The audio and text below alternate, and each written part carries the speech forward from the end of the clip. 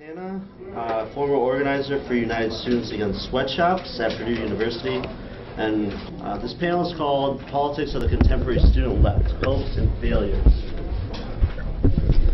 Young people's heightened participation in politics in the run-up to the election of Barack Obama cannot be ignored.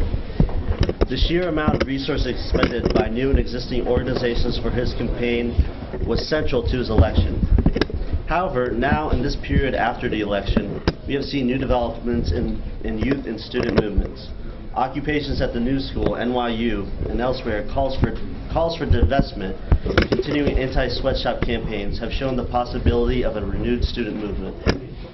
In the face of the election and the occupations, the left must answer the following two questions. First, what are the current politics of youth and student movements, student organizations? Have the politics been formed by inspiration taken from the election, opposition to America's policies in the Middle East, or student issues such as tuition hikes and graduate employee unionization?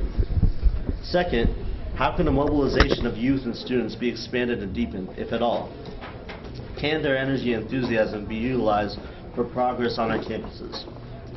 This panel aims to explore these questions by critically reflecting upon the politics of two of the largest and most successful left student organizations of recent times: the New Students for a Democratic Society, SDS, and United Students Against Sweatshops, USAS.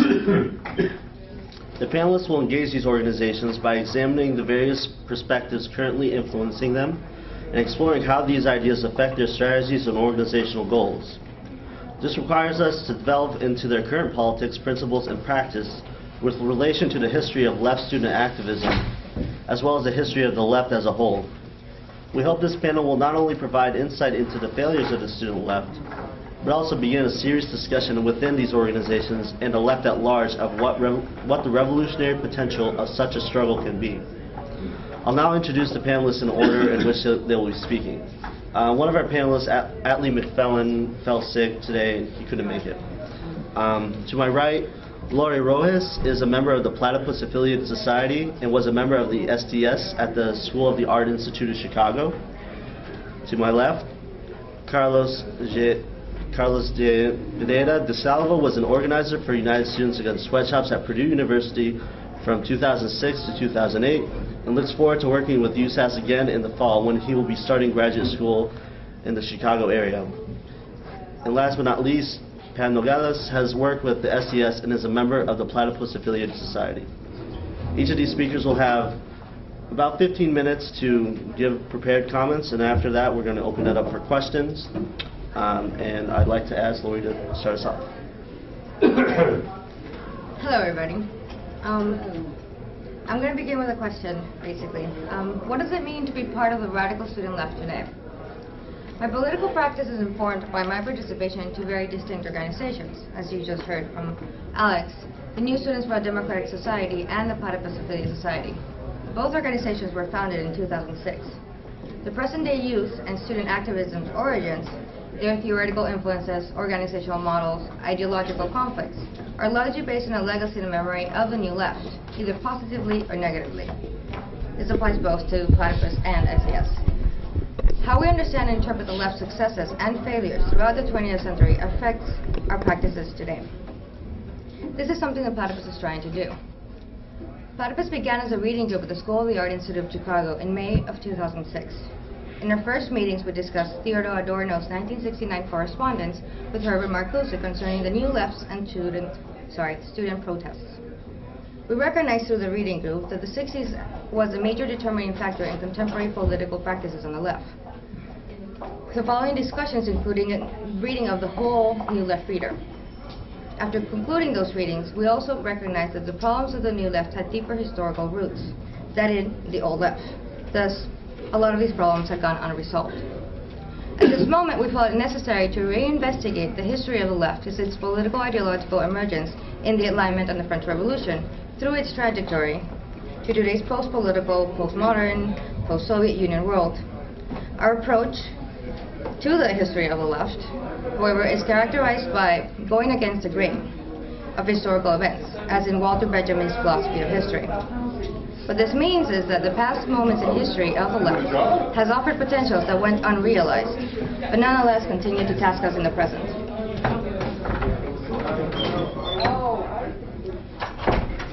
In December 2006, I became one of the founding members of the Platypus Affiliate Society. Platypus' work is largely to understand the reasons for the historical failure of Marxism and to clarify the necessity of the Marxian left for the present and for the future.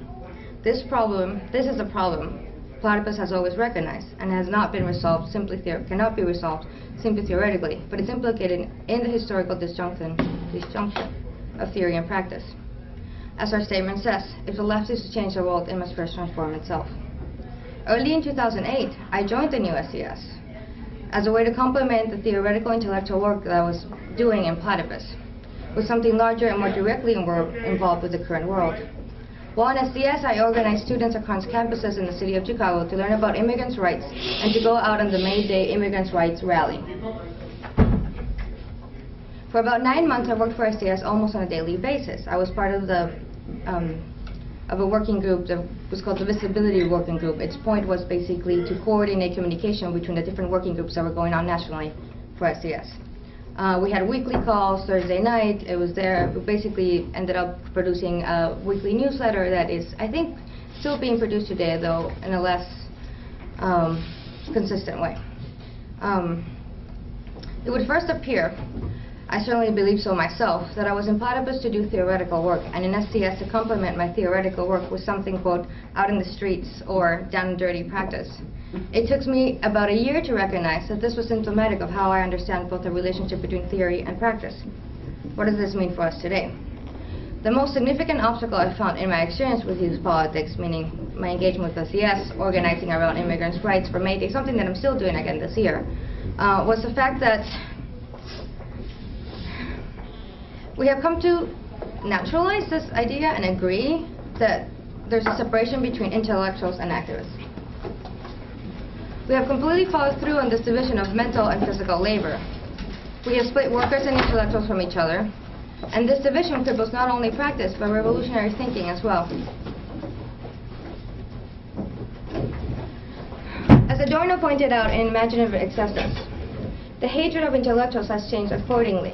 The masses no longer mistrust intellectuals because they betray the revolution, but because they might want it, and thereby reveal how great is their own need for intellectuals. Only if the extremes come together will humanity survive. This was published in the New Left Review in 1993. In Chicago as well as New York, I'm sure, there's a protest or a rally every day. Sometimes, like last Wednesday, for example, in Chicago, there were 2 rallies on the same day. A rally against the anti-immigrant congressman Mark Kirk, and the same day, a tax day protest against the military budget. They were about 2 blocks away from each other, so people just went back and forth. It was really a social gathering. However, it has become increasingly difficult to figure out what are these protests for. Do people walk away from these events asking themselves, did we change anything? I won't deny that there have been certain quote-unquote successful campaigns, rallies, sit-ins on the left.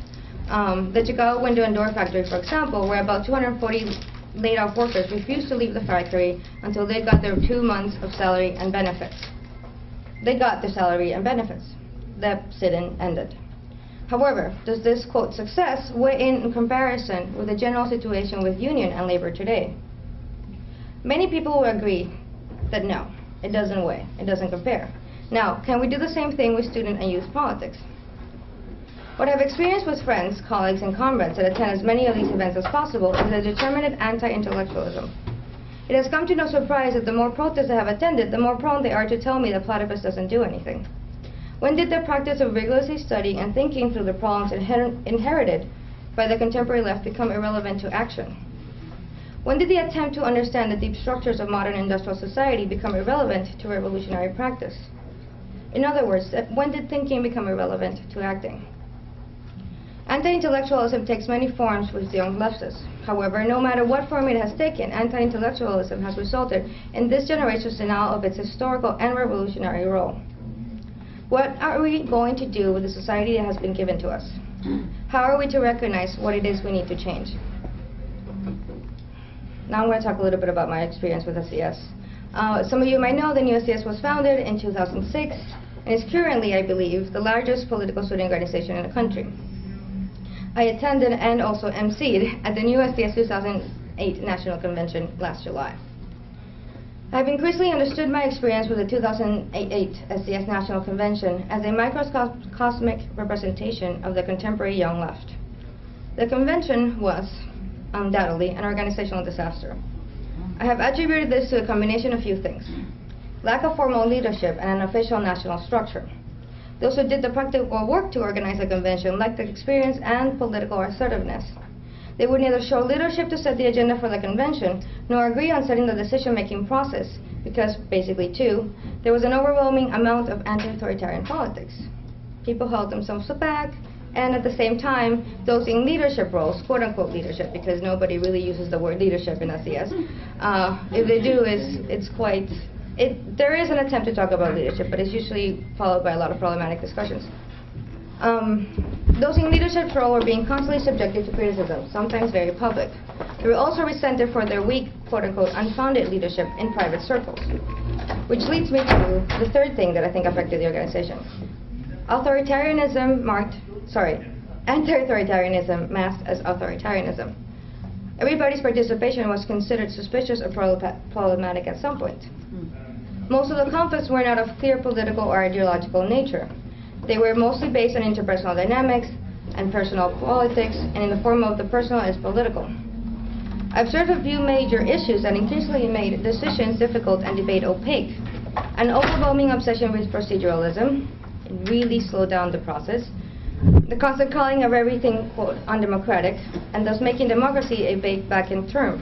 Everybody could point and say, call anybody else undemocratic, and there was no clarification what democracy really means, even within an organization that calls itself Students for a Democratic Society. Like democracy, indiscriminate attempt to resist hierarchy and leadership has left SDS not only powerless, but also helpless. Like democracy, the idea of revolution proved to be an abstract idea that had no place for clarification within the organization. What exists today is a hard line, basically a counterposing of thought and action. Knee-jerk anti-intellectualism and taboos behind political ideas, taboos behind ideology. Additionally, basically, the most disturbing problem I encountered during that convention was the promulgation of whisper campaigns against individuals that appear to have defined ideological positions, and an unspoken agreement to avoid ideological conversations. There would be meetings for those who were organizing or leading or emceeing, somehow point people during the convention. And when there were tensions that had already arisen, and I basically brought up and I said, well, why don't we actually address like that these people are taking anarchist positions versus they're being anti-Marxist, like why are these things not being discussed?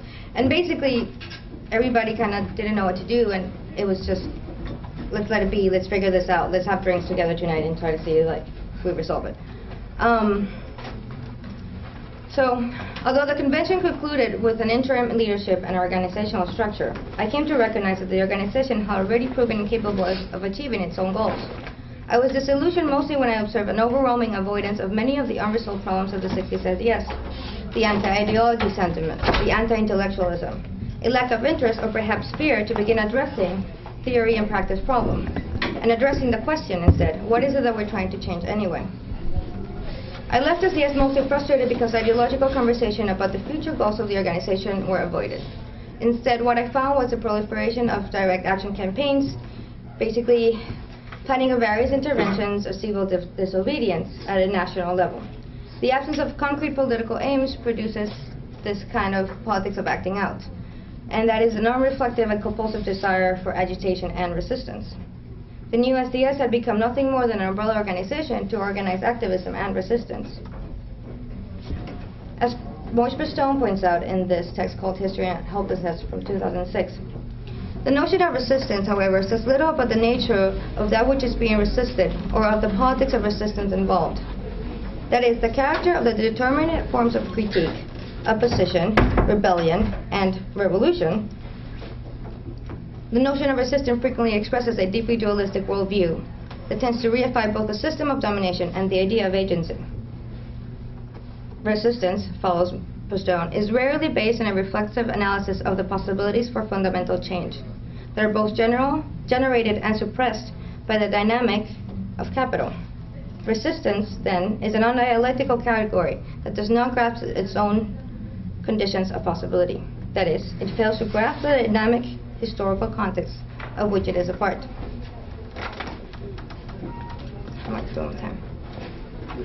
Okay. A fundamental transformation of existing society is indeed not only possible, but urgently necessary. And I will repeat this again. A fundamental transformation of existing society is indeed not only possible, but urgently necessary. What is the point of building organizations that can only act organized in reaction to deplorable situations? We cannot build organizations that only focus on the here and now, because they won't be able to survive beyond the here and now. We must build organizations that seek to gain political power for social transformation, not those built to negotiate with those who have power. The prevalent activism for its own sake in SCS is an indication that this political organization basically has refused to reflect on its own impotence. This is from Adorno, a quote from Adorno in this correspondence between him and Marcuse on the 1960s New Left and student protests. I think it still exists today.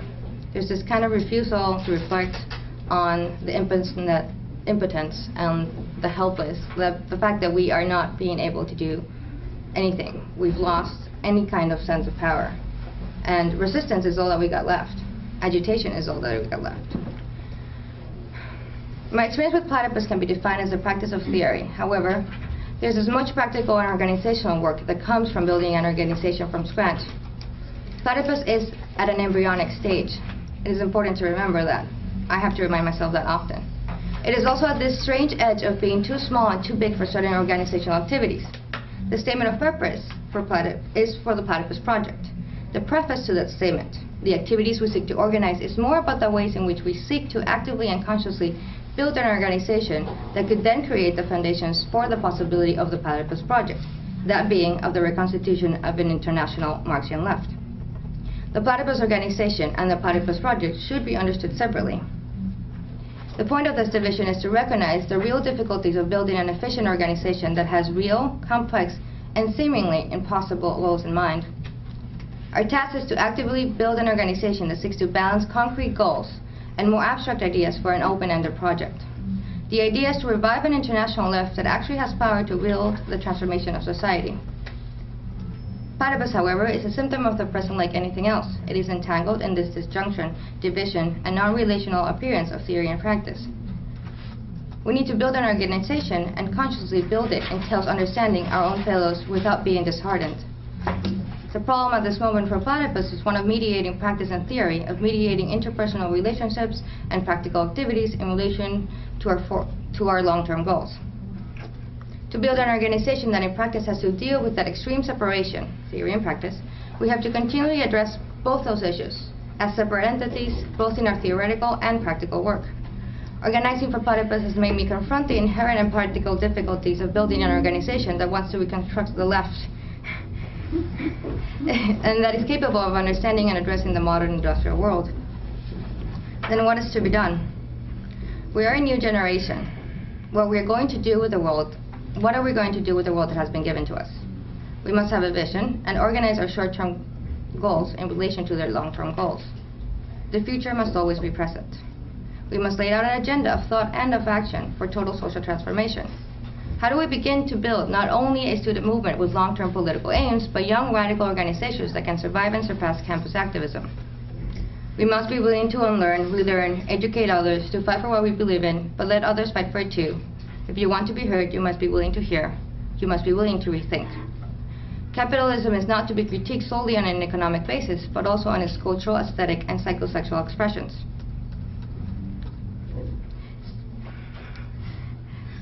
And I'm going to end with a quote from Marx.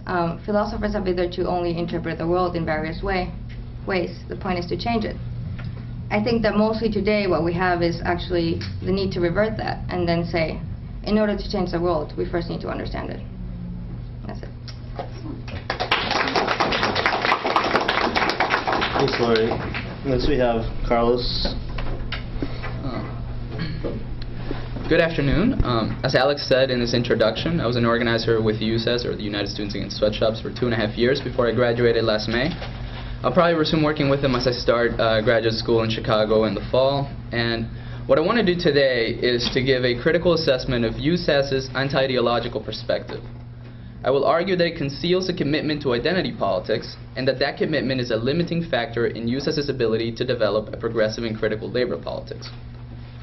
Before I launch into this argument, I think it'll be useful to briefly review USS's history for those of you who may be less familiar with it. That history begins in the mid-1990s, when students across the country became increasingly aware that apparel produced by big corporations like Nike was being made in sweatshop conditions, predominantly, though not exclusively, in the Third World. This prompted students to explore the conditions under which university-logoed apparel was being produced. Not surprisingly, conditions in the collegiate apparel industry were no better than those in the apparel industry overall. Realizing that students were strategically positioned to bring about the changes in this small but visible sector of industry that were needed, in the summer of 1997, a group of interns at Unite formed the Sweat-Free Campus campaign. This campaign demanded that universities adopt codes of conduct to regulate the behavior of university apparel licensees. The next year, in 1998, USS was formed primarily as a coordinating structure between independent student groups. It immediately launched a campaign to force universities to adopt codes of conduct. The collegiate licensing company responded by proposing that universities adopt these weak codes of conduct, causing an outcry from USS chapters and a wave of actions across campuses that resulted in some major universities adopting stronger codes of conduct. In response to these actions, the Fair Labor Association was formed by the Clinton administration. It was composed entirely of apparel corporations and non-labor NGOs. Since these organizations would obviously act as a rubber stamp for factory owners and apparel brands, USS moved to aid in the creation of an independent body called the Worker Rights Consortium, whose purpose would be to investigate factories in violation of university codes of conduct. Since then, weaknesses, I'm sorry. I'm reading this and then scroll all the way down. Okay, let me start. Since then, weaknesses in the code of conduct system, as originally conceived, have prompted USS to advocate a stronger system called the Designated Suppliers Program, or DSP, whereby production of university apparel will be condensed in a few hundred factories to be monitored by the WRC. These designated suppliers will need to be in compliance with university codes of conduct before being allowed to produce for the collegiate apparel market. And additionally, two demands would have to be met. They would have to be factories that respect workers' freedom of association rights and that pay a living wage. In recent times, USS has also broadened its focus to include the Killer Coke campaign, some of you may be familiar with that, as well as a living wage campaign for campus service workers. Even more recently, a campaign for supporting the Employee Free Choice Act was unveiled. However, despite these recent developments, USS remains primarily focused on the Sweat-Free Campus campaign, the apparel campaign I've been describing. This is why a major setback to the Designated Suppliers Program in the fall of 2007 has inaugurated a period of flux in USS in which many things are being questioned in terms of organization and goals. This then is the context in which I hope that my critique can help USS clarify its thinking and move forward. So, one of the central ideas that USS advocates is the idea that ideas don't matter. Campaigns that get the goods do. This position is stated explicitly in the Principles of Unity, where it is written, quote, "We do not impose a single ideological position, practice, or approach. Rather, we aim to support one another in the spirit of respect for difference, shared purpose, and hope," end quote. This is also a palpable feature of conferences, where any attempt to put forward issues of ideology or theory are routinely stonewalled. Furthermore, it is uncontroversial to say that USS produces organizers who think that ideological debates are a waste of time and that organizing is all that matters. Let's get clear on what this means. It doesn't mean that USS claims to have no principles at all. In fact, their Principles of Unity do contain political ideas. However, the point is that these ideas are stated so vaguely as to offer hardly any guidance. They amount to little more than Rorschach ink blots. The trouble with non-ideological or anti-ideological position is that it is incoherent. All social justice organizations are based on a set of ideas. Well, why? Because presumably the reason for such an organization's existence is the existence of a certain social problem that individuals who form and join that organization would like to see addressed. At the moment of the founding and at the moment of reapproval of the organizational structure, goals, and campaigns that happens at national conventions, a certain analysis of the problem is implicitly, if not explicitly, endorsed. This analysis of the problem is informed by, or is itself, social theory. That is, a theory of how society, or a certain compartment thereof, works. Therefore, we see that social justice organizations presuppose ideas, at the very least in the sense that they presuppose a theoretical analysis of the problems that they set out to solve. Beyond this, it should also be clear that they presuppose ideas in the sense that their proposed solutions are based on a theoretical understanding of how problems can be solved. Since the anti-ideological perspective is not a position on which one can build an organization, what then is the specific perspective that actually informs use as organizationally? The principles of unity may be a set of loosely related vague ideas, but their unifying theme is undoubtedly postmodern identity politics. Again, this commitment is explicitly stated. Quote, "We struggle against racism, sexism, heterosexism, classism, and other forms of oppression within our society, within our organizations, and within ourselves," end quote. In a little bit, we will see the seriousness with which USAS takes this claim organizationally. You might be asking yourself, so what? Why is postmodern identity politics so problematic? To answer this, we have to look at the role this politics plays in the organization. This role could be characterized as either 1, a perspective informing the analysis of the causes of the problem of sweatshops, 2, a perspective on how to effectively organize ourselves in order to deal with the problem, or 3, some other thing entirely. It is pretty clear that identity politics does not inform the analysis of the problem. Simply stated, the problem of sweatshops is not primarily a problem of discrimination on the basis of identity. It is, at the very least, a problem of inequality and exploitation, although I would argue it isn't even that. It is a phenomenon of the present stage of global capitalism, one that cannot be challenged without challenging the entire social structure. But leaving that aside, I think we could agree that sweatshop workers are not primarily victims of racism or sexism, even though most of them are in fact women of color. And they're certainly not victims of classism, whatever that is. They're victims of neoliberal capitalism's drive to accumulate wealth by finding the cheapest possible supply of labor. In the apparel industry, the rise in sweatshop production in the third world was a direct result of the phasing out of a protectionist system of quotas called the multi-fiber agreement throughout the 1990s and the early aughts, following the Uruguay round of GATT negotiations. So if identity politics is not used by USAS as a way to get a clear understanding of the problem of sweatshops, then maybe its utility lies in helping students to think about how to organize themselves to effectively address that problem. I think this has a little bit more traction. If you're familiar with the organization, you no doubt know that an integral to the organizational structure and to the structure of its conferences are what are called anti-oppression training and the Caucus system. I won't describe these at length because they're pretty much a staple of the left today, but I think it is crucial to mention that about half of the conference time in national conventions is devoted to anti-oppression and caucus time, and that the organizational structure includes representation of the women and gender queer, the people of color, and the working class caucuses. The justification for this structure that is given in USAS's Principles of Unity is, as we saw, that each individual, and particularly each American college student, harbors racist, sexist, heterosexist, classist, etc. attitudes, and is privileged by the unfair outcomes that these attitudes create in society. These attitudes, it is further believed, plague our organizing efforts. Presumably, by fighting these isms in ourselves, we become better able to fight them in society. Okay, so what does this all have to do with sweatshop workers hundreds of miles away whose primary problems are extremely low wages, extremely long working hours, physical and verbal abuse, and awful working conditions? Remember, this is a specific problem that USAS has constituted itself to address. From the perspective of these workers, all that matters is that we act as effective allies. Namely, that we bend the arm of Nike by hitting them where it hurts, university licenses, market share, public image, so that their efforts to organize are not undercut by capital flight. It is obvious that workers, and I have spoken with a few of them personally about this, are looking to us to play this specific role. The question then is this: does anti-oppression make us any better at being good allies? I would argue that it doesn't. This is plain. The kinds of tactics that USAS employs in order to pressure universities and corporations, phone and letter campaigns, mock actions, nonviolent direct action, etc., are not more effective when they are executed by people with a guilty conscience about their privilege than they are when they're executed by people who give no thought to this. The consciousness raised by anti-oppression simply does not enter into the strategizing of campaigns, etc.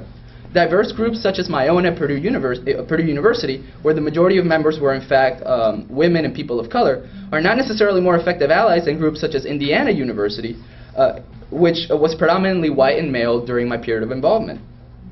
If it is clear that anti-oppression makes us better allies to workers in the apparel industry, I'm sorry, it doesn't make us better allies to workers in the apparel industry, why is so much time spent on this stuff? Why hasn't it been rejected organizationally despite recent challenges to it at national conferences? This isn't very clear to me. I would suggest that perhaps the role of anti-oppression is to convince students that workers are more progressive than they themselves or their organizations are, and that merely by virtue of being workers, and that therefore we ought to uncritically solidarize with their struggles. This attitude goes hand in hand with the idea that ideological debates are pointless, and that it is not our place to say, on the basis of some analysis of society or other, what the appropriate responses ought to be. This isn't to say that there is much to be criticized in the organizing efforts of third world workers, and I hope nobody takes me to say that. There have been a couple of sporadic cases that I've become aware of in which corrupt unions were doing things that were at best counterproductive. One that comes to mind was a union in Kenya in which the leadership was composed entirely of a certain ethnic group, and they systematically excluded people from a different ethnic group. But closer to home, a recent case highlights the problematic of USAS's uncritical attitude. Many of you may be aware of the unfolding fratricide between the Unite and Here sides of Unite Here, and of SEIU's ambition to absorb either of both or both sides once the dust settles. This is a case where we might expect a student movement primarily concerned with labor issues, and not only that, but also a large recruitment ground for these very unions, to have an open discussion and maybe even formulate a position. Instead, a contact, a very top person in the organization has informed me that discussions of these issues have been deliberately censured for over 2 weeks from the listservs of the organization, and that the top leadership are loath to take a side. In fact, only recently did an email with few articles on the problem go out, the purpose of which, as drafted, seemed to have been more to obfuscate than to educate. I can't go into any more detail here, but I hope that my comments have shown the way that the anti-ideological attitude serves as a limiting factor to the potential USAS has to champion an independent and progressive labor politics. Instead of doing this, the organization's anti-ideological stance serves to maintain the unquestioned dominance of identity politics to dubious ends as far as the efficacy of the organization is concerned. The recent period of flux in USAS, initiated by the DSP setback, is a good time for the organization to self-critique and to cast away those forms of politics that do more to hinder its potential than to realize it. This question of potential should not be underestimated. Consider that at least 5 former Purdue USAS organizers in the past 6 years are now with major unions. Hence, as a large recruitment ground for union organizers, USAS is also a potential source of renewal for an American labor movement that has been on the decline since the 70s. But clearly, an uncritical workers' stance will not produce organizers capable of meeting this challenge. So if identity politics is abandoned, what is there to take its place? Well, prescribing is always harder than critiquing, of course, and I don't know if there's a politics ready-made at present that can be taken over. But I can at least say that part of the challenge will be for USAS to foment an organizational culture capable of producing such a politics by seriously engaging theoretical debates and formulating political positions on the basis of those debates. Central to this, in my view, will be the inclusion of discussions on the nature of capitalism, imperialism, neoliberalism, and other topics into its conference agenda. Thank you all. Thanks, Carlos. And we'll move last to Pam. Atlee McFarlane, who was supposed to be here, would have talked a little bit about what happened recently this last weekend at the New School. There was so I'm going to at least say what I know, and hopefully folks will have read a little bit about it. And if anyone knows something that I should set up here, you tell me. Last weekend there was a second occupation at the New School. This one seemed to have gone really into a field that they didn't plan for. Apparently more than 5 students were arrested at site, and there were some videos of police brutality was documented. The Radical Student Union, which is the organization that Atlee is part of, did not plan this occupation. In fact, they were, I think, purposely excluded from the planning. It is unclear to me what organization has headed the occupation. All I know is that some graduate students at the new school were part of it. As far as I know, no organization has claimed leadership for this last occupation. Okay. I would venture to say that it is unclear to me whether or not the recent wave of occupations is a step forward for the student left. Earlier this week, while watching the video documentation of the April 13th emergency assembly held at the New School, I realized that much of what I had found compelling about student politics in New York is at risk of being absorbed into the murky waters of protest politics. So I'll do my best to clarify what I mean. During the emergency assembly, Pat Corte, Radical Student Union member and a person who I respect a great deal, delivered what I would consider a partial critique of the students' response to the recent turn of events. Pat made two comments that stayed with me. One, that the present political activity should not be limited to the ousting of Bob Kerrey, the current New School president, and that it should, rather, be directed toward challenging the corporate structure of the university, a point that I would like us to return to later. The second point that he made was a statement of intent. The RSU, he said, stands for that which is radical. And then he quoted Marx. And to be radical is to get to the root of the problem. But as the meeting progressed, Pat's comments quickly faded into the background. Reports, condemnations of police brutality added to the already festering outrage that dominated the Q&A session. And in a matter of minutes, the critique of structural limitations, the context in which someone like Bob Kerrey functions, was forgotten. I wondered if this was an unconscious exclusion, a temporary amnesia, in part caused by the blatant misconduct of the New School administration. Now, I should say that I don't take police brutality lightly. Furthermore, the fact that the New School administration has threatened the students with imprisonment for conducting a teach-in at the lobby of a campus building is an action that shouldn't really fly under the radar. But that's not what's at issue here. I must make clear that even though I am empathetic with the defense of those students' rights to organize, with the outrage against police brutality and with the challenge to an incompetent school administration, in fact, because I too see the necessity of bringing these into perspective, I would like to see a coherent challenge that doesn't confuse the means of retaining the current structure for the source of this structure's unfreedom. It's a very important distinction for me. After several students spoke up, an older man who introduced himself as one of the many students present at the 1969 University of Chicago sit-in gave his word of advice. He cautioned the students that they should veer away from a staunch critique of capitalism, an inquiry which in the past, according to his narrative, led to the Stalinist mumbo-jumbo of his time that eventually fractured and destroyed the New Left. What we are fighting here, he said, is the malignancy of those in power. A malignancy that is still spreading. A loud applause followed. So this perspective, this malignancy of those in power, points to a dominant trend in today's student left, a short-sighted and ill-defined anti-authoritarian politics that currently stand as a major obstacle into bringing about a coherent radical outlook, and in turn an effective political movement. This loose point of agreement between organizations and individuals has led to an ideologically incoherent student left. There's a common trend here, I think, among the three of us. A rather tenuous unity that is quickly running up against its limitations. Without discussion and debate of the content and meaning of political activity, the many occupations and protests serve only as a means for more occupations, more protest, more agitation, which are, by the sheer fact of being called into effect, supposed to galvanize a political consciousness in its onlookers. The content of this politicization is rarely called into question. It is expected, rather, that the struggle will give birth to one's ideological perspective, which is entirely conceived of as whether or not one is willing to fight the good fight. It would be unfair to characterize the entire student left in this light. There are those who will say, like Pat Corte, that the development of ideas is an integral component of developing a radical culture. And yet there's little room in the movement for this kind of activity. There's little follow-up on the kind of organizational work necessary to foster an examination of history, an analysis of political positions, and theoretical development. It does not exist, really. It would be unfair to characterize, the echoes of the old are still with us. I cannot say this enough. And if Atlee was here, he could speak to some of this.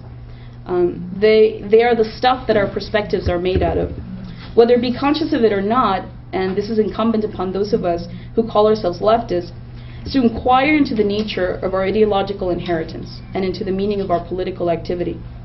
Neglecting this necessary work of political practice means simply regaling the meaning of our politics to our instinctual responses to present conditions, ultimately tethering our direction to the barbaric immediacy of our present. Historical consciousness was meant to tackle exactly this problem, the limitations of political short-sightedness.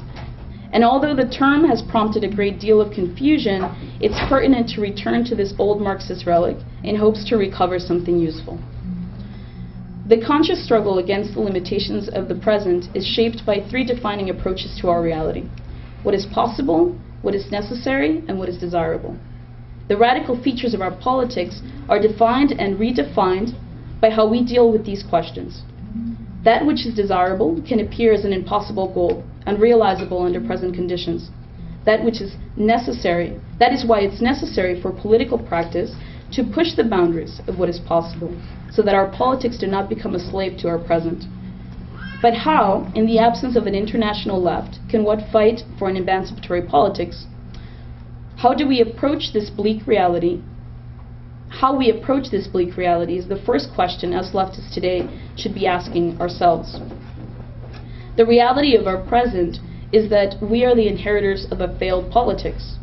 How we make sense of this failure necessarily shapes our political goals, that is, our ideological perspectives. If we shy away from this task, it will lead to nothing less than confusion. Ideological debate can lead to political growth, provide greater coherence to the student left. This principle of inclusivity that seems so important for student leftists today assumes that all the ideological work is done in people's private time, something that you do on your own, and then you bring to the table. All in all, these political perspectives that people bring are usually pushed aside for the good of the whole. And yet it seems unclear to me how this whole, this extremely fractured whole, will move forward without an in-depth inquiry into the nature of its politics. We must be realistic in our utopianism, as C. Wright Mills put it. We must put forward a thorough understanding of what we are actually against. What are the defining features of our present forms of unfreedom? Leszek Kolakowski wrote, and this is a kind of longish quote, but it's very good.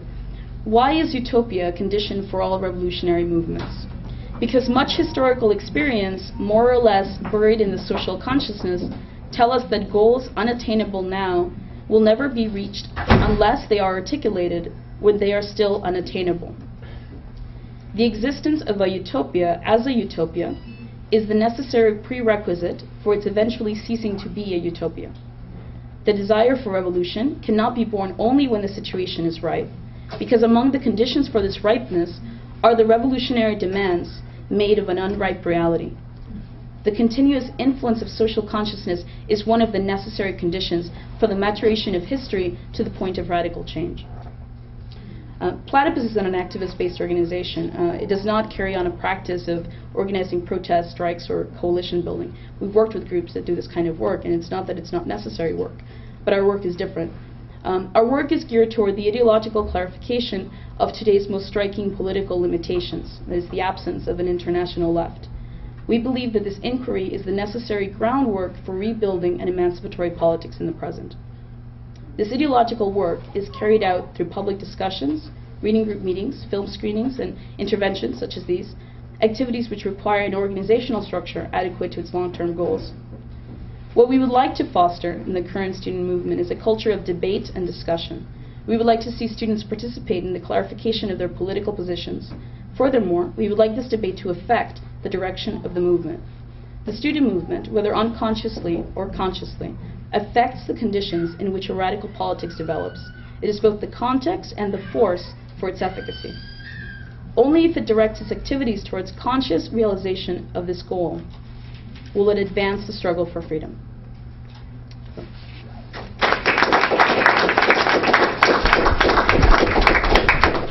Thanks, Pam. Now we're going to open up the floor for questions or comments. So if you have a question, please limit to under a minute. If you have a comment, say like 2 minutes. And I'll take 3 or 4 people at a time. And state your name before you speak. So then.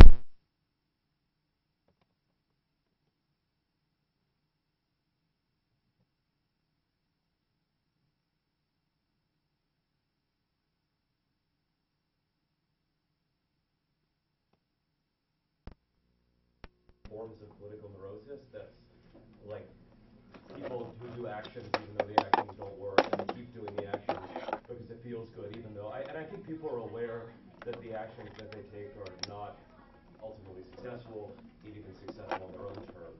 I mean, people are not exactly happy with the actions they take, so I don't think it's like that they're totally unconscious. So I wonder, how do you? There's a reason for this, and I think the reason is because people know it's very difficult. I mean, what Pam talked about, the absence of an emancipatory left, is a fact, and it's not like, it's very difficult to imagine how what exists in the left today could possibly transform into that. So I think as a result and a response to this difficulty and this really traumatic fact, people just keep organizing and keep doing actions that are increasingly idiotic and ridiculous. Although you were all nicer and more sensitive to the internal logic of these actions. So I guess the question is, how do you, come back to the psychoanalytic analogy, what's the political therapy for this?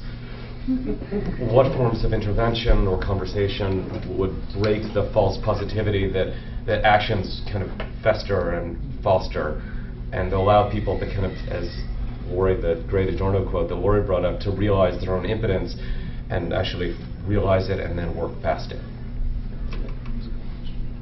Yeah, my question is directed specifically to Laurie, but other panelists can comment. Laurie, you did an interview with Rachel Hout, which appeared in Platypus Review. And in that interview, Rachel Hout engaged in what I thought was outrageous red baiting. And what's interesting is her red baiting was justified under the language of anti-authoritarian politics and all of this, but basically she wanted to kick the Reds, in this case, out of SDS. So don't you think that there's a way in which a lot of this anti-authoritarianism, identity politics, is really a mask for, in many ways, right-wing impulses and basically anti-Marxist impulses? That's my fundamental question. Yeah, absolutely. Oh, sorry. Okay. In the front. You have a question or a comment? Are you guys going to respond to that? We'll take your comment and question. And okay. Can you state your name? Yeah, I'm Charlene. I'm with Jobs with Justice out on Long Island. And I have like a couple of comments to you, Carlos. Okay. I've like organized with USAS for a long time, and I just like have some clarifying comments. The first is that as far as the anti-oppression, the elimination of the anti-oppression, from my understanding, that was democratically voted against at a USAS conference that I attended. So I don't know, that's like one comment. And I guess like one of my real question is like, how do you think that, and a lot of people within USAS do have like a problem with like the anti-oppressionitis that goes on. And how do you think that we can work towards changing USAS if, you know, if like people like you or people like me are no longer involved? You know what I'm saying? Like I'm one of the people who are still involved in USAS, and I'm pushing to kind of change some of the structures.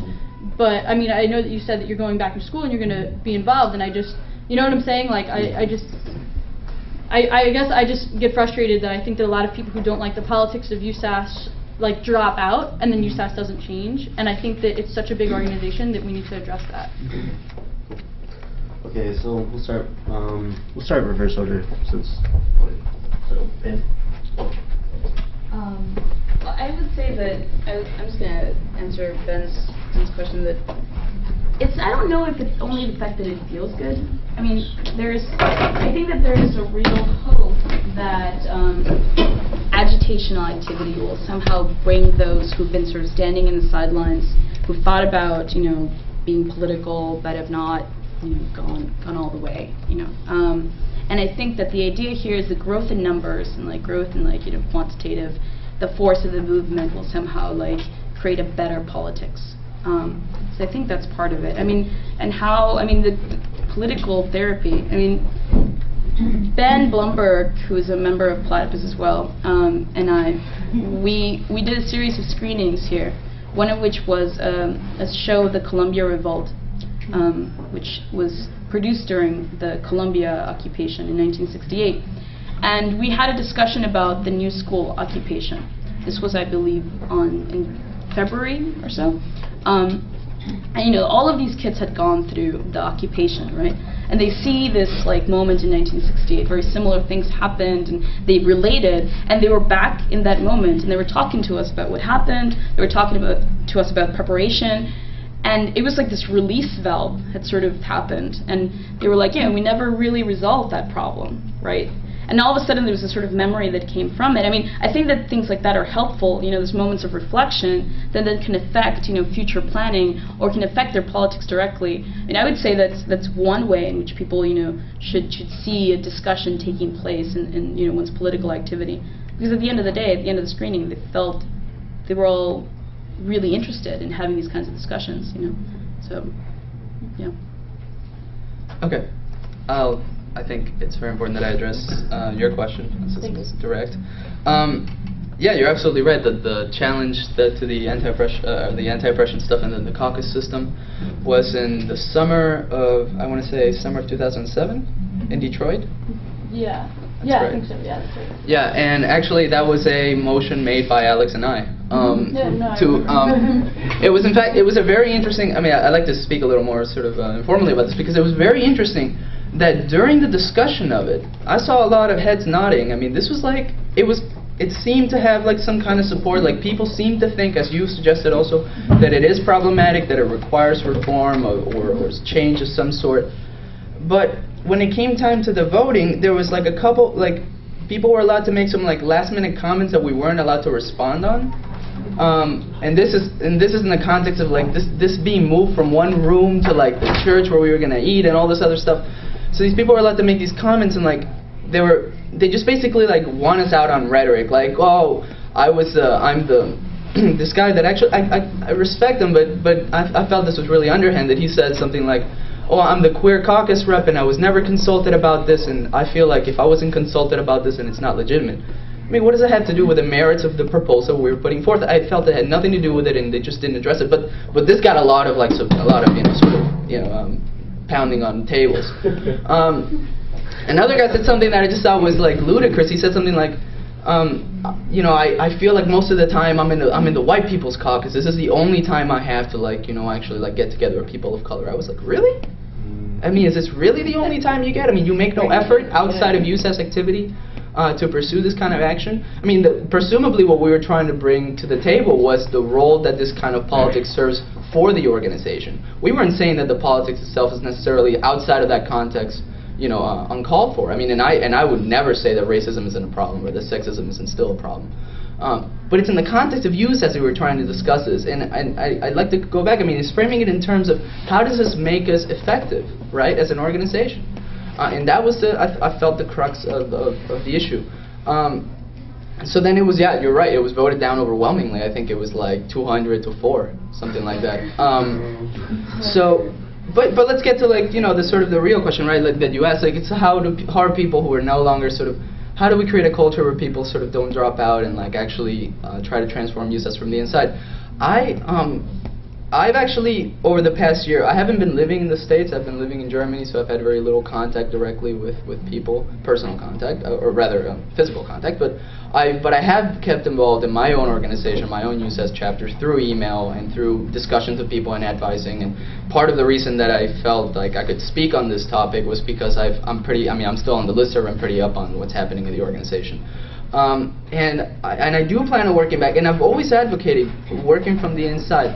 I tried, Alex was a part of this, a couple other people were part of this, at the summer conference before this one in Philadelphia, to get some like-minded people together and to try to figure out a way that we could, you know, sort of cohesively try to bring a reform platform to the conference, but it just sort of fell apart. And I think that in some, I mean, I honestly don't know why that is. I don't know if it's because that group of people was not really ideologically cohesive. I think this was a big part of it.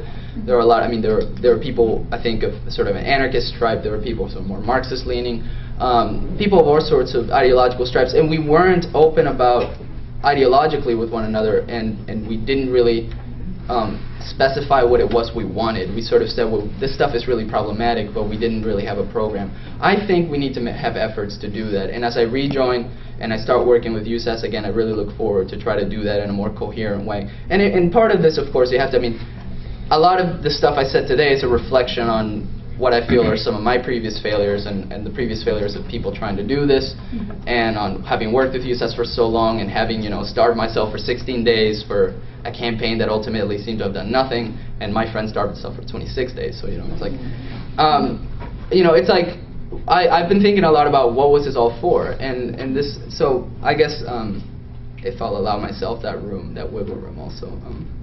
I wanna, is this stuff like, Ben, what you said, is this stuff like this neurosis, like, is this sort of kind of feel good, like, I think it can be, I think a lot of it is genuine, actually. I think it is the lack of ideological clarity, the lack of a position on capitalism, a position on how to transcend capitalism, or if that's even possible, that makes people sort of think that this is all there is. They go out to these protests, they stand, they feel they're doing something, and I do feel that when they're there, they actually feel they're like making something happen. There's a lot of situationist thought in these circles, you know, that actually convinces people that these are the moments where capitalism is being ripped apart. This is something very, I mean, this is very dangerous, I think. I mean, I didn't make that a part of my presentation, but maybe we should discuss it, because if you think that the moments when you're holding the signs are when we're really like free, then nothing is ever going to change. As far as, does it hide a sort of like right-wing, Richard, a right-wing politics? I don't know. I don't think it's that coherent. I don't know. I honestly don't think it even gets there. I don't think it articulates even a right-wing politics at all. So those are my comments. I'll begin with Richard's question, which I feel like somehow relates to Ben Shepard's. I think that yes, there is, anti-authoritarianism is absolutely bound up with anti-ideology, and it is definitely something that we've inherited from the 60s New Left, but I even think that the 60s New Left was dealing with it like more upfront than we are today. And although problematically perhaps and then unresolved, like I feel like it was even more upfront in the 60s than it is today. Today it can really be masked as dislike for a particular person, dislike for the fact that you have 6 FRSO members sitting in the National Committee for SDS.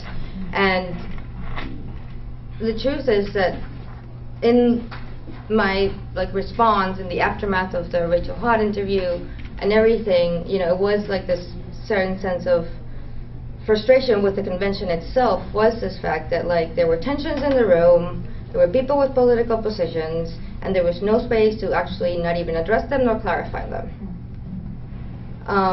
And instead you walk away with just even more obscure notions of like what anarchism might be, what the left might mean, what like Marxism means, what ideology means, what democracy means. And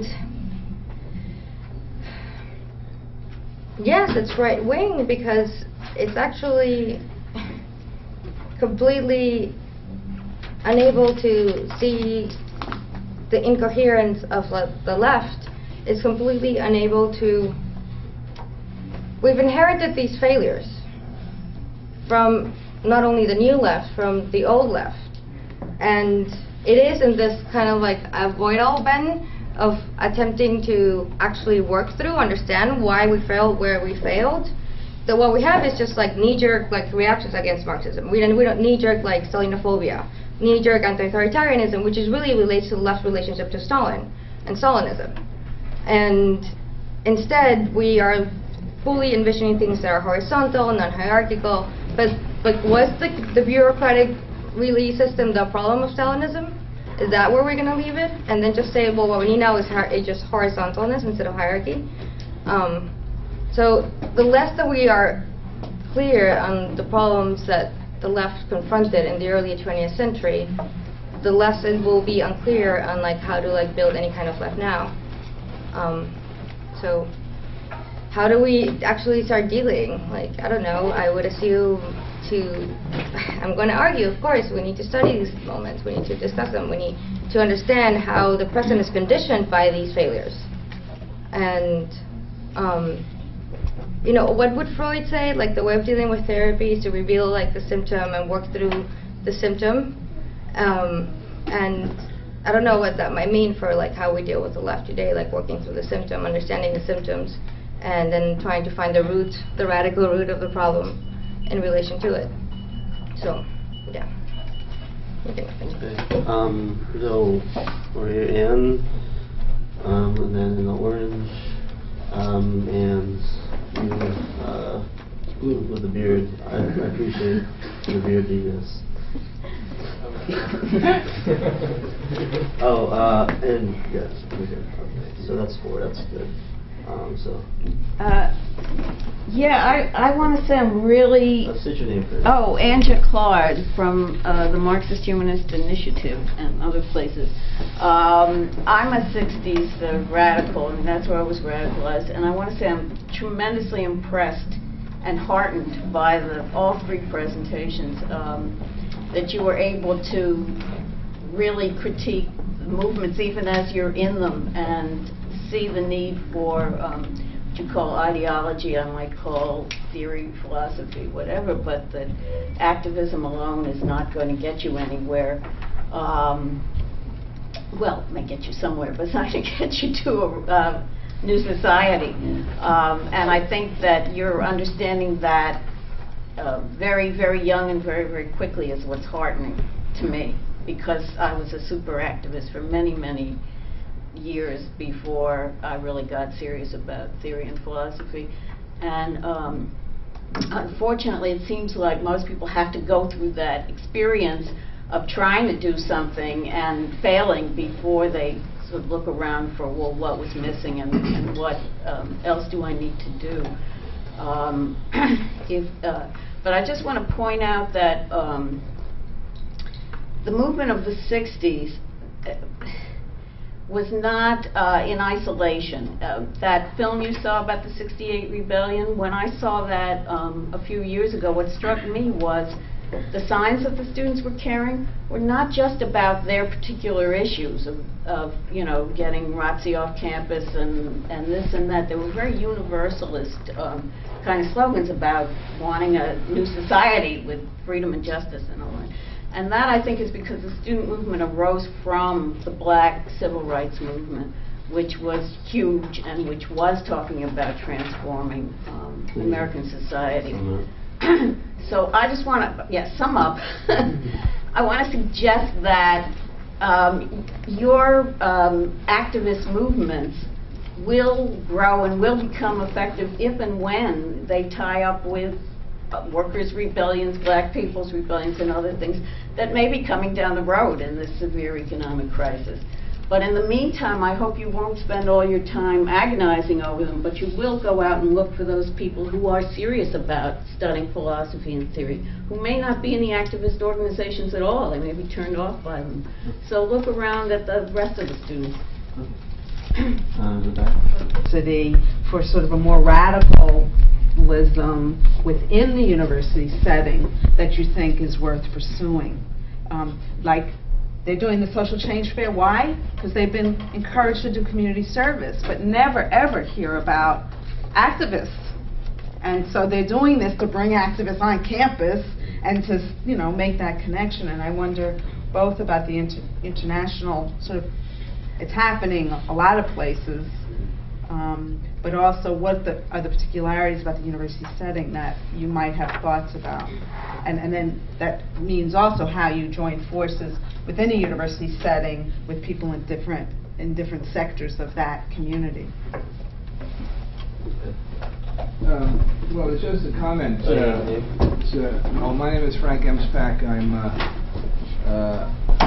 just visiting in New York, but here's just, first of all, just a couple of things struck me. The relationship between the black movement and the student movement, I think, for our generation was key the free speech movement, which helped launch a lot of all this stuff in Berkeley, was over free speech to raise money for the Student Nonviolent Coordinating Committee. And at least in Wisconsin, where I was at the time, our biggest strike was over the teaching of black history. And that was the most violent and repressed thing. We just wanted to have the state recruit people from Beloit, Wisconsin, as opposed from Tennessee, black people, when they refused to do it. In any event, I was just struck by this, because the failure that I think we had as a generation wasn't activism or this, that, the other thing, but it was exactly this discussion of being unable to reach or build an institutional structure, a political institutional structure, a political party of some sort. My observation is this: two things. One, that word party was absent from the entire discussion here, at least I didn't hear it, and we used to focus on that a lot, but I think we're in the same position. We're unable to reach that kind of ideological agreement, and I think without that we're finished. And I say that because many of us who are here have other meetings we're going to about unions and whatnot. I've been active and an officer for 30 years. But the fact of the matter is, somebody said you might have people coming together and chatting about something you couldn't do it. Well, there's a labor left group here, you know, and we're unable to figure out how to have dinner to figure out what we're going to do. And it struck me as the same type of thing. So I bring this back to the power and the social power and the cultural power of capitalism. That there's such an emphasis on individualism and whatnot that it's hard for us to envision something else.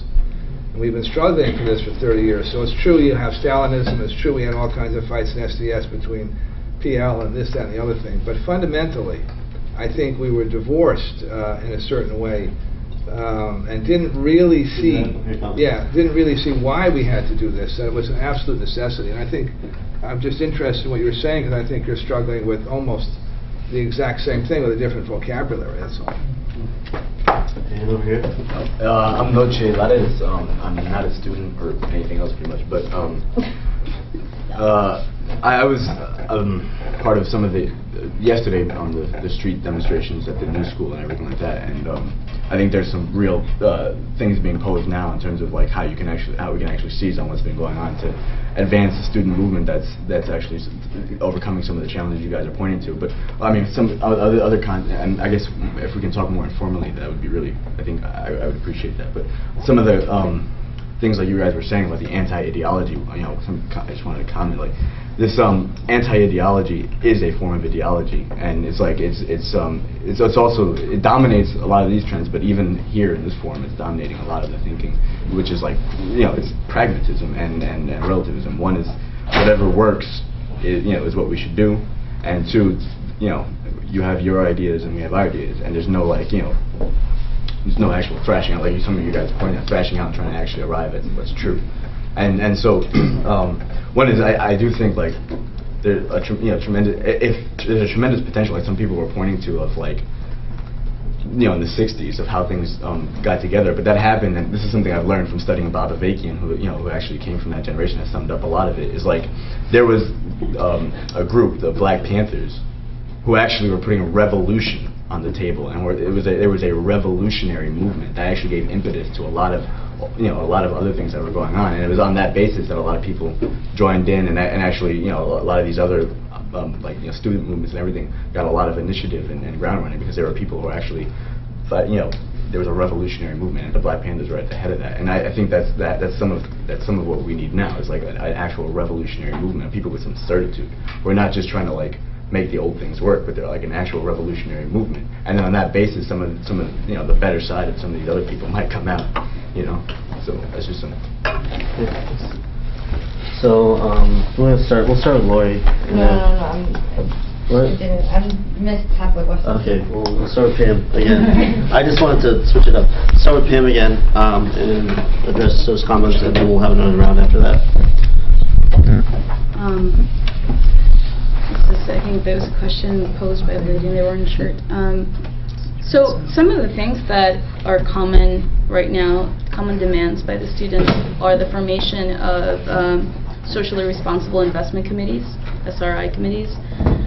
The idea here is that there can be a body of people, preferably students, that would advise the board in their investments. And then really the ideal is that this board gains veto power over the investments of the board. The committee gains veto power over the investments of the board. So this is one of the demands that the Radical Student Union was making in the December occupation. It's a very unrealistic position, I think. It's basically for the board to feel pressure to create a committee, and not only to create the committee, because ultimately they accepted to form the committee even though it's now April of 2009 and it hasn't been formed, but to give the students power over the committee and to give them veto power over the board, I think is not going to happen anytime soon. Now when you say these things to people that are in the Radical Student Union, they get very angry. And yet, I want to ask them, well, how is it that it's actually going to come about? But even further, I think that why do they get angry?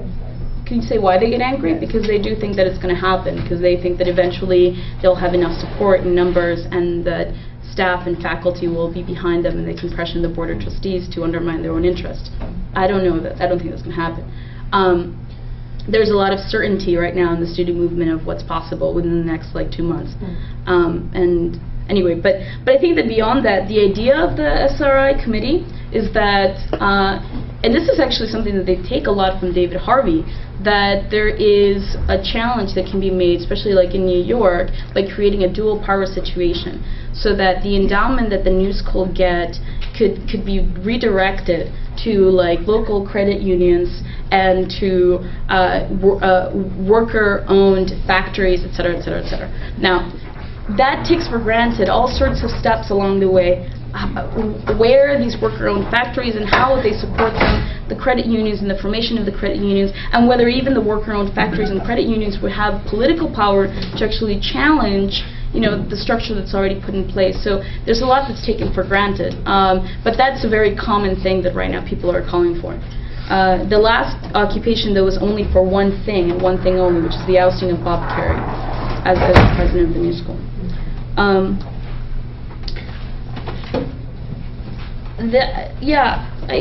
The anti-ideology question, I think that anti-ideology is a kind of ideology. But I was a little puzzled by your response, because you cited the Black Panthers, and I feel like what you're calling for is sort of militants in the movement. That what the students need is to sort of think beyond the demands and think as militants do or whatever. I would say that there's a real step to make before any political demands are made, which is the kind of consideration of one's own politics. And a lot of the people that are right now in the Radical Student Union do look to the 60s for their own, the content of their politics, but they're unaware of the way in which it affects their politics. So there's a sort of unconscious inheritance going on about the prioritizing of certain tactics and goals, and I would say that that's a necessary first step before anyone starts thinking of a program of action anytime soon, which is I think one of the reasons why the gentleman in the blue shirt, why we have not spoken of a party. I think that one of the reasons is because there's not sort of vibrant political culture right now here to pitch political ideas to the level that you could really organize a party. Not because we're averse to the idea that a revolutionary party could form, but I think that a lot of work is going to have to be done before something like that could happen effectively. Okay, so how long do I have? 5 minutes. Okay, so regarding the question of young people's movement, student movements globally,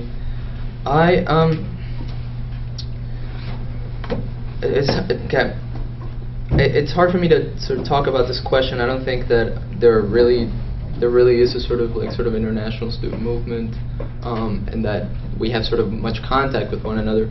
I will say that, and there's somebody in the audience who can address this better than I can, but I will say I've been living in Germany over the past year, and there seems to be barely any student movement there. And yeah. It depends. When they were introduced in the tuition. That's right. There was a lot of. That's right. Actually. However, I think that addresses part of some limitations of student movements, because they're very concentrated on just that issue.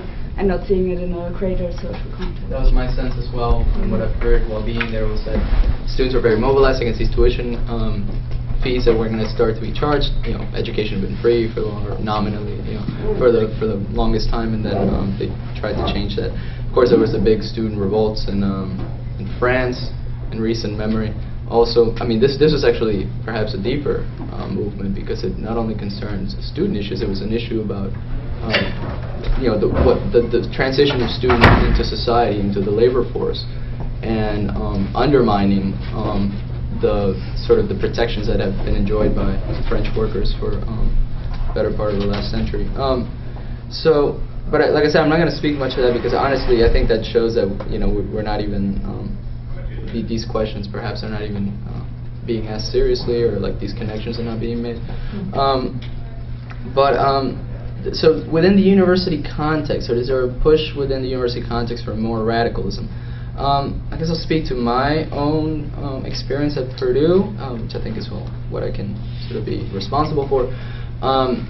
There's a sense in which this policy, the designated suppliers program, is a call for the university to take a more active role in promoting worker rights. It's usually not pitched that way, because you're never going to win it that way. But in fact, that's what it is. I mean, you're asking universities to basically become the enforcers of sometimes regulations that sometimes are not even legal. I mean, they're above the law in a lot of places where they would hold. So that there is a push for students. I don't know that it's conceived that way, though. It's conceived, a lot of the time the rhetoric is identical with the thinking of most of the people supporting these campaigns, and it's a sort of like human rights, like, our university shouldn't be complicit in violations of human rights type of rhetoric. So, and this of course relates to how I understand radicalism, right? That this, if we're at the level of human rights, we're probably not asking questions that are getting at the root. So I'm asking, is there potential in both of these? What are there spaces where there could be furthering the kinds of things that you all are calling for? Okay, so again, back to our context. At Purdue University, and this may not be the case everywhere, there was an interesting sort of division of labor between an organization that took it upon itself to have ideological debates, to take ideas very seriously and debate them very seriously, and debate their relevance to what USAS was doing very seriously. And every single person in this organization also belonged to the USAS group. However, it was a failure, however. I mean, it was, we were very critical. We had this sort of like, perspective of we wanted to change things. But like I said earlier, I think it was a failure on our part to be able to articulate that well enough. We just did not do it in such a way as to, I think, make an impact. And I'm hoping that my future involvement will in some sense try to address those failures. So this anti-ideology is ideology question. Oh God, I have 30 seconds. I want to pitch somebody's work that I think that can bring us to a new level. Walter Ben Michaels recently wrote a book called The Trouble with Diversity, how we learn to love identity and ignore inequality.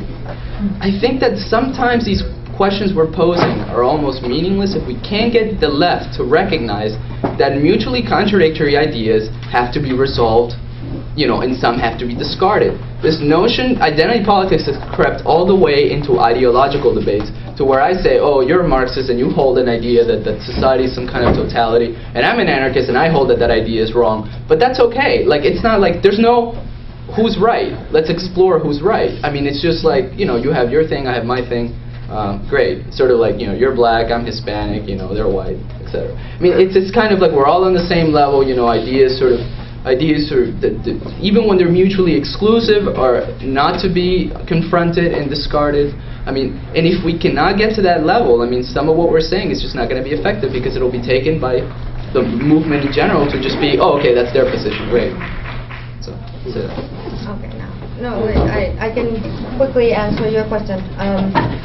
So, as it was pointed out, there's definitely things going on by students internationally. Like there's student rallies and protests even in Iran and Germany. There's an anti-authoritarian certain groups in Germany.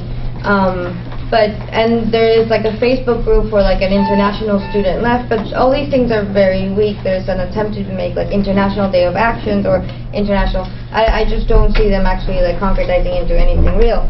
Now, of course, there is, for example, for me, like a vision that like the left needs to be more conscious and needs to build internationally. Though, however, there are many like issues right here that we still need to deal with. And that brings me then to campuses. Like my personal experience, I am in the School of the Art Institute of Chicago, which is an art school. And, you know, of course, like, the college years are the years where you have time to think through, like, consider history, consider politics, or the time to become radicalized, it's the time to think through these issues. Like, that is, like, the main offering about college years. Now, but what I have, for example, in my school, is that it's a school that's making art, there's an incessant anti-activism and anti-politics. And it's very hard to be, quote-unquote, political. It's difficult to present yourself as a political person within these campuses. But you have to do it. And like, what I might be calling for is, in a sense, like a radicalization of intellectuals. Like, that's what I would like to do on my campus. Like, make these people who are very smart, very intellectual, who are probably reading the same things that I'm reading, who are reading Marx, but they just like read it apolitically. And there's more of a fear of politics there, simply. And that they simply prefer to just be apolitical. And that's something that's like, basically that's like a whole different front. There's like dealing with like the anti-intellectualism within activist groups, but there's also dealing with like the anti-politics within like intellectual circles. So like that would be how I would describe the situation at SAIC. Okay, one more round of questions. So I saw some hands here, so blue shirt and glasses, sorry, identifiers, and bearded man in the back who, I like your style. And we have both in. So, sorry. My name is Stephen Durham, and I'm from the Freedom Socialist Party. Clearly, you're further ahead than we were in the New Left, because you have us to look at, as I've looked at myself, as maintaining my activism since I was a student radical at Berkeley, but an independent radical on the Berkeley campus. And as the gentleman said, one of the biggest things there was not only an anti-war strike, but also a strike that was for third world studies, which that's what we called them, then black studies and all. But I do want to address CJ's comment about postmodernist politics of identity. And I want to make an argument for modernist politics of identity, which are politics of identity that I've been involved in as being a radical for so many years, and now I'm a socialist feminist and a member of a party that deals with identity, but it's not postmodernist identity. It's identity based upon the relationship between white skin privilege, the oppression of women, the oppression of lesbians and gays, the oppression of immigrants, how that represents the superstructure. And things that happen in the superstructure have their relationship to the foundation of capitalism. And that if you're trying to build a movement in this country where the majority, and throughout the world, where the majority of the world, actually the majority of the working class in this country is people of color, lesbians and gays, and women. And the problem that we have is that there's with the reaction to the identity politics as they were manifested in USAS, you have a reaction to the whole concept of identity politics. And I just want to end by saying one thing. I was just recently reading Trotsky in 1929, right after he left the Soviet Union. And the thing that he was absolutely adamant about, or one of the things he was fighting already outside the Soviet Union when he was in Turkey, one thing he was fighting was let me just finish this, it's just one point. What he was fighting was the Stalinist mode of self-criticism. Now, everyone was willing to say, we're wrong, we're wrong, we're wrong. I think it's a historical analogy to what you're talking about, what's happened in USAS. We're wrong, we did this. Everybody was, you know, an aspect of Stalinism. Everybody was like willing to beat their breast about what they were doing wrong. However, what he was fighting for was freedom of criticism, which is more what you're talking about when you're talking about the political and ideological struggle really taking place. So that's my comment. Yeah, I wanted to respond to Linda Regas. I'm with World Can't Wait. I wanted to respond to a couple of the points that were put out there and put even more questions on the table that I think seriously need to be engaged with. All of you are talking about sort of the subjectivity of experience of students who have been organizing. And I think it's important to address that there's an objective material reality that exists right now. This isn't to respond to your point about militancy. This isn't about militancy. It's about actually putting forth a principled approach to dealing with reality. And this isn't just a matter of theory, but it's about actually creating and confronting the fact that there is no future in this system for the youth. And there is a material basis for revolution that is not only possible, but is also necessary. So, as a student myself, I see that there has been a really big lowering of sights among students and among youth. And we're living in a world right now that continues to be occupied for empire, torture, and oppression. And the crimes of the US government under the Obama administration are continuing to mount. And the Obama doctrine is being put out there in continuing that of the Bush regime. So there's a need to actually take this on and not romanticize about the 60s, which was largely a reform movement. And it can't just be about student demands, but it actually has to be about addressing the needs of humanity. And I think as students, we actually need to look at what kind of intellectual environment has produced the kind of thinking that has tolerated and condoned war crimes and war criminals that continue to be on our campuses, and that has actually found safe haven within academia. I mean, we very much are being influenced by this new sort of tolerance of ideology being put forward. So there does need to be a powerful repudiation from the silence of that has rubber-stamped what this government has done and what it's continuing to do around the world, and a repolarization through a principled approach. In the back? My name is Soren Whited. I'm also a member of Platypus down from Boston today. Pam, you made a couple comments that, at different points, one was from your opening remarks, that could appear to contradict each other. Now, I don't think they do, but I was wondering if you or anybody else could address the non-contradiction between what you said about pushing the possibility or pushing the limits of what is possible, and then another point you made the observation about the unrealistic goal of establishing these student oversight committees at the new school. Again, just to rephrase it, I don't think these are contradictory remarks. I'm feeling that you don't either, but I was wondering if you could maybe expand on that a little bit.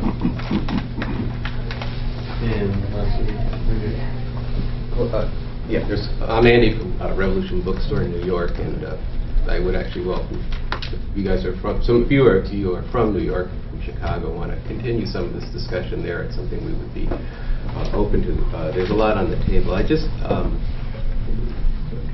a couple quick questions, really, and comments to respect the time limit. But one, in terms of theoretical investigation, we're not. I think it's very important that we're not starting from nowhere here.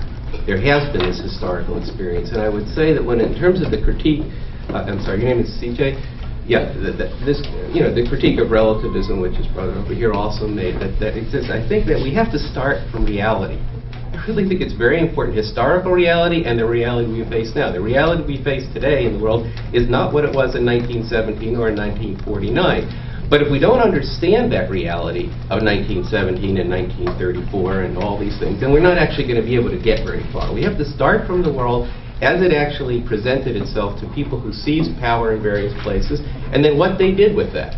And there's in this expression that I think it was Pam who said this, the failure.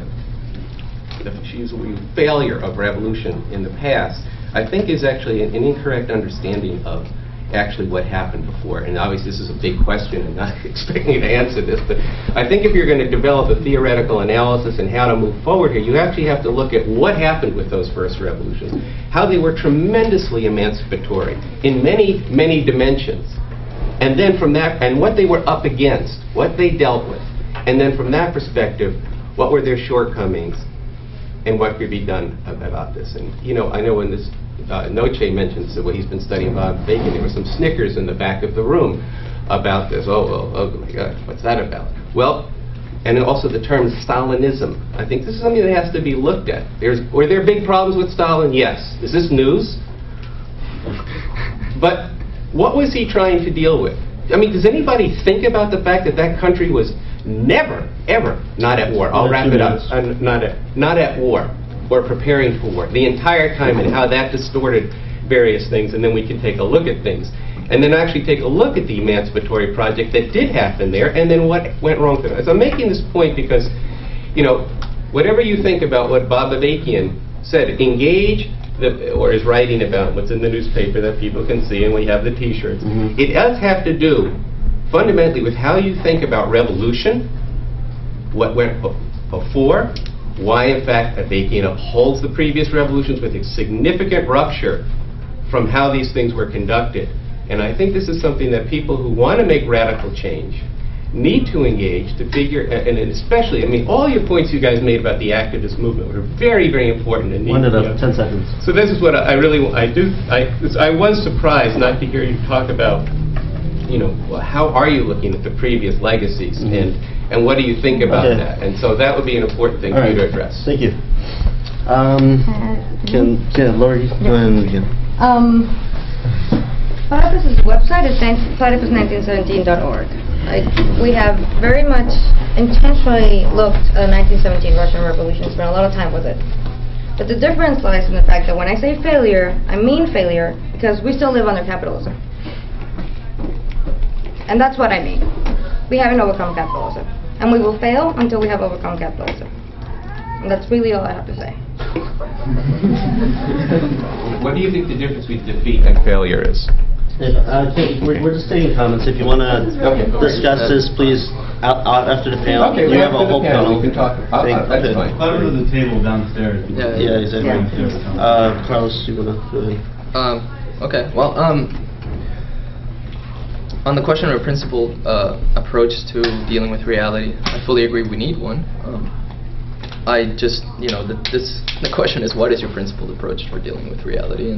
And then, you know, and then we can discuss the merits of it. But I mean, this is not, I don't think, I mean, saying that we need one, I think, is what, I mean, some of us have already been saying.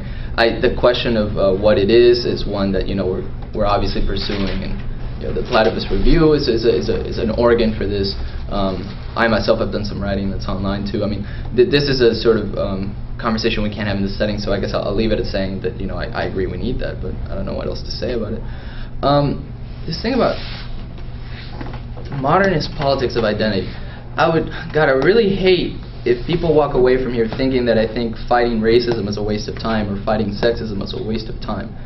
That's not the question at all. That's really a caricature, and it's a misrepresentation of the very important point I'm trying to make, which is that the primary problem that I'm bringing it back to the context of use. As the primary problem that use has constituted itself to solve was the problem of sweatshops.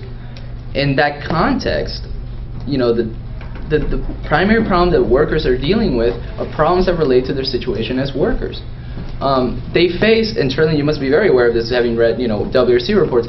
You know, there are cases of, you know, of sexual assault, women, for instance, being forcibly pregnancy tested, things like this. These are problems, and I think our organization should denounce them.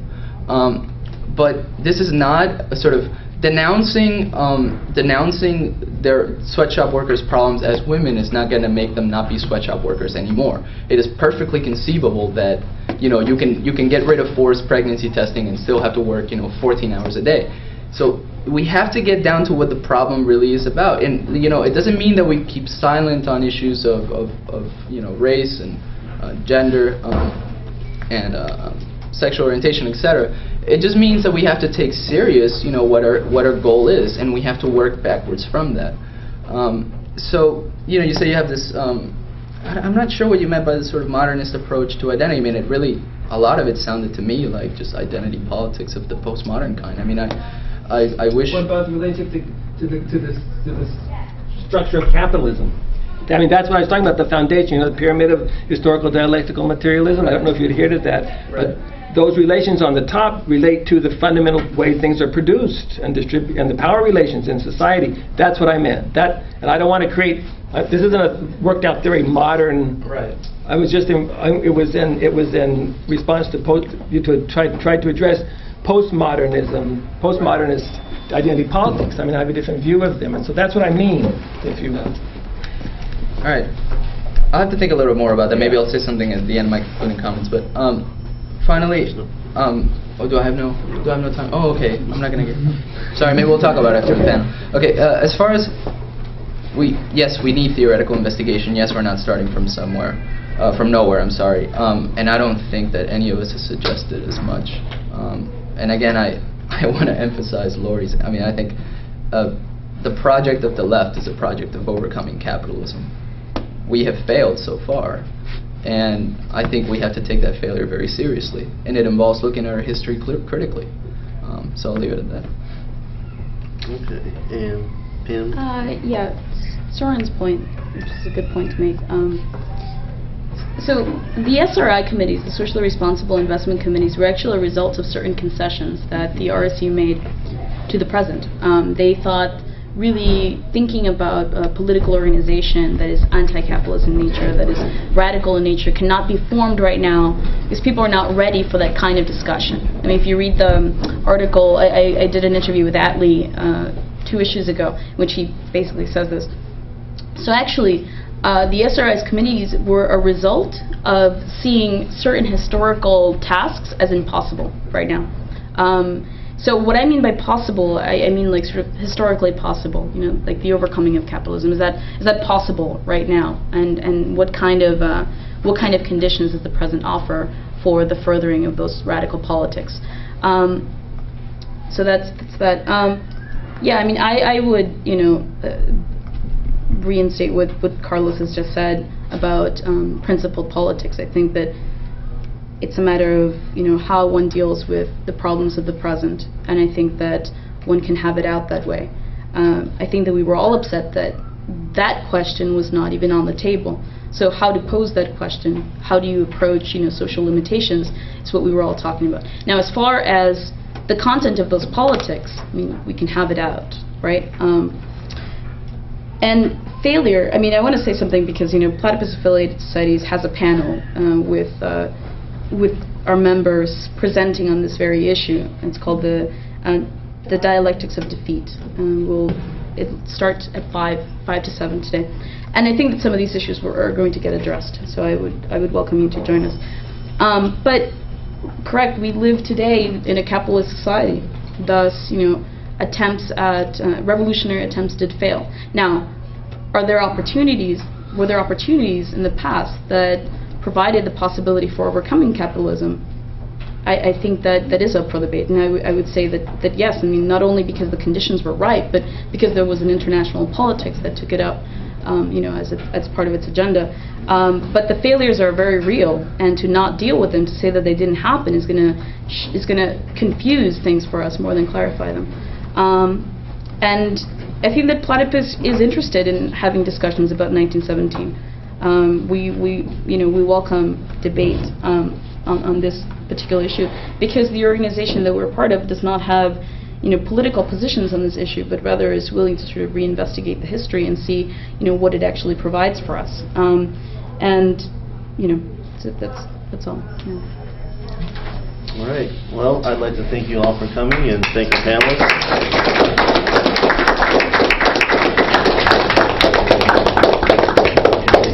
Discussions and these ideas and discuss them with your organizations and with other people at the forum. So thank you.